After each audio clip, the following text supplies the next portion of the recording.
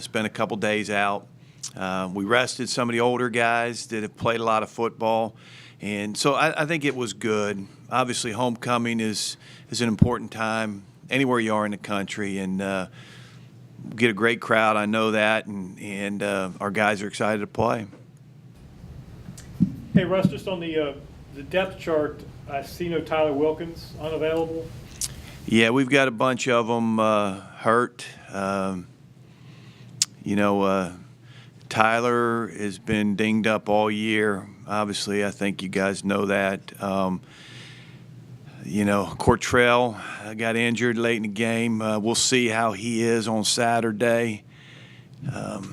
But we got Bevels and Drake and those guys. So, we feel okay. Obviously, you hate to lose quality guys like that. But we'll see where we are on Saturday. Right now, probably Cortrell is the closest.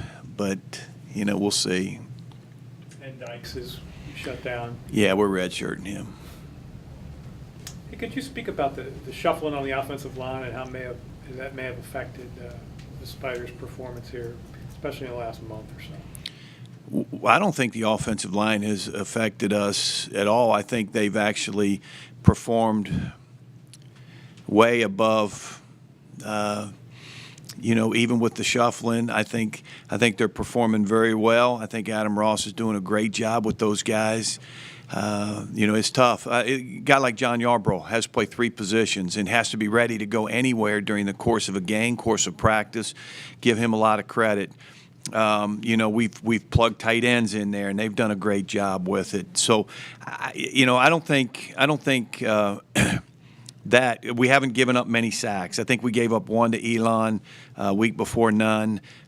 Delaware maybe 1 or 2, but I think they're performing, at a pretty high level. So I've been proud of our offensive line and who's ever been in there, and then proud of Coach Ross for the job he's done. Yeah, I noticed that Joe Mancuso is listed first on the depth chart. Does that mean he's going to start or no? We'll see on Saturday. Kevin is available. Kevin practiced last week and this week, and we'll see how the rest of the week goes and make a decision. What do you need to see out of either of them to make that decision a little easier or more concrete? Just executing the offense, putting the ball on the people that they're supposed to, throwing the ball accurately. We'll see how it goes. We probably have a good idea what we're going to do, but I'm not going to tell you guys. Sorry. Do you have any recollection of evaluating and recruiting Tim Coleman on behalf of Chattanooga? Do I have any recollection? Yeah. At Chattanooga? No, we didn't. For some reason, we weren't dealing with him. That may be a question to ask him or Adam Ross, but Tim was probably looking at some of the high-profile academic places like a Furman, a Richmond. I don't think Richmond was recruiting him either, but he was probably looking along the lines of a prestigious academic place. When looking at Villanova's defense, they do well against the pass. We were noticing their stats. They do well against the pass, even though they've used a lot of different personnel in their secondary. Is that more of a factor of people being able to run against them successfully, you think, or are they that good against the pass, or is it a combination of both? Well, I think when you're a 3-4 team,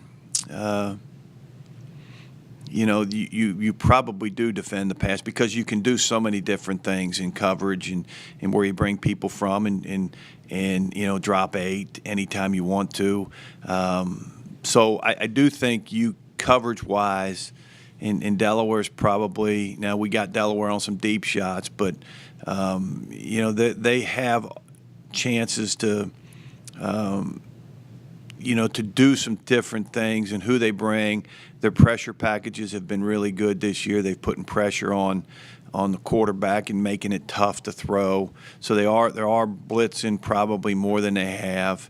I think that combination probably helps you, defend the pass game a little bit better than, 4 down, 8-man front people. Griffin Trout obviously has been a key, in your success so far this season. Can you reflect on his performance so far?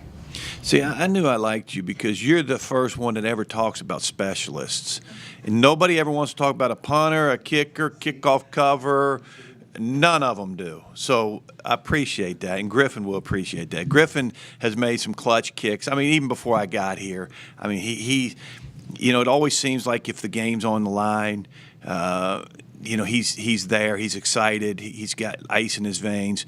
Now, sometimes in the second quarter, he maybe just doesn't feel like making one. I don't know, but I'd say for the most part, even like the Albany game when we trotted him out there, I knew he was going to make it, and so he's made some clutch kicks for us. And I mean, he's won football games, and so he's earned every dime that he's gotten here.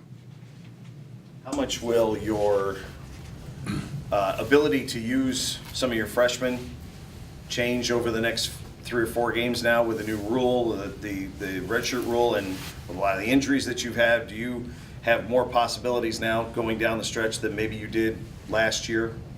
Probably a little less possibilities because we have used them. Like a Grayson Overstreet, we had to use him the first 4 games, and obviously he started St. Francis, and so you use him, and then you put him on a shelf, and then we put Phil O'Connor in there, and so right now the only freshmen that have not used up their 4 games are our 2 wideouts, Justin Jasper and Isaac Brown, and we'll suit them up and play them on special teams and see where we are. Foster Singleton's still got 3 games left to play, and he'll probably start this week again for us. Joe Moore has 1 more. We're going to kind of hold him here this week and to see where we are if anything else occurs injury-wise up front. I think all the rest of the guys have used up all their 4 games and really, are on the shelf for the rest of the year. So, it was one of those, normally you just say, let's hold, but we've needed linebackers, we've needed special teams people, so, kind of where we are right now with it.